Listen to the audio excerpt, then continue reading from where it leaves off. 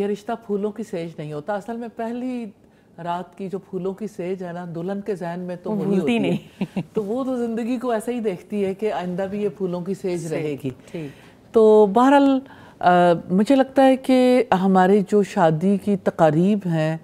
और यह है कि उस मौके पर जो जो कुछ हमारी तरफ से किया जाता है और जो तवक्कुआत रखी जाती हैं कि दूसरी फैमिली भी करे,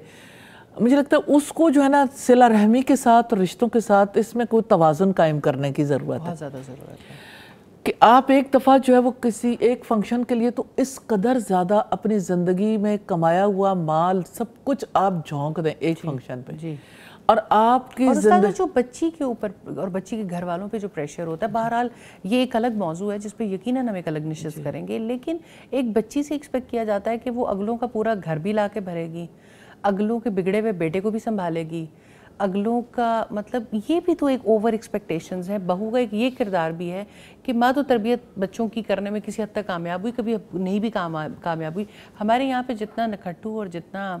मिजाज का बिगड़ा हुआ लड़का होता है उसके बारे में ये ख्याल किया जाता है कि चलो बीवी आएगी वो उसको संभाल लेगी। अच्छा ठीक है, लेकिन ये कि कम से कम ये तो होना चाहिए कि जो संभाल रही है उसको इतना रिगार्ड तो उसको अप्रिशिएट तो करें, उसको अप्रिशिएट तो करें और उसको मौका तो दें और उसकी यानी कि इस बात के आप कदरदान तो हों कि उन्होंने यानी बुनियादी तौर पर एक बच्चे को संभाला है और एक रिश्ता जो है वो जोड़ने के लिए उनका एक जो अहम किरदार है उसको वो मकाम देना बहुत ज़रूरी है। हमारी सोसाइटी का जुल्म यह है कि वो मकाम नहीं दिया जाता, यानी वो रोल भी प्ले करवा रहे हैं और लेकिन उसको वो मुकाम भी नहीं दे रहे। अगर इसको जो है वो कहीं पोर्ट्रे किया जाए कि एक दुल्हन को जो है वो जिस जगह पे जिस मकाम पे रखा जाता है, जिस तरह उस गरीब की दो ही टांगे हैं लेकिन ये कि खींचने वाले बहुत ज़्यादा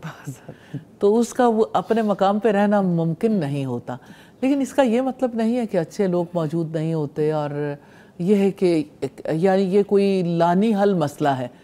ये मसला सॉल्व हो सकता है अगर दोनों तरफ का माइंडसेट जो है वो चेंज हो।